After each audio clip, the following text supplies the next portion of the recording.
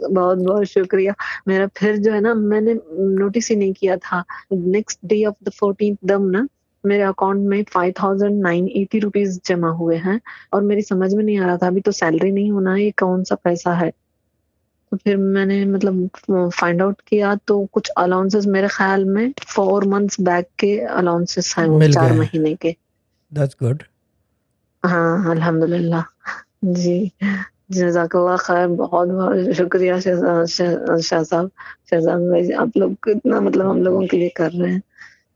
आप एक काम करो, अपना चैट टाइम चेंज करके मेरे बैक लिए अगेन मैंने कर ये दो। एक्सपेक्ट ही नहीं था, it is back again, unexpected. जी। बैक अगेन, बैक अगेन वाली बाजी। So back then again, you'll ठीक come है, back, मैंने नोट कर then लिया। you'll come back again, isn't it? हाँ, अच्छा। जी। ठीक है, मैंने नोट कर लिया, मैं जी, रिश्तेदारों आप को जो बता दूंगी। मुनासिब समझे शहजाद।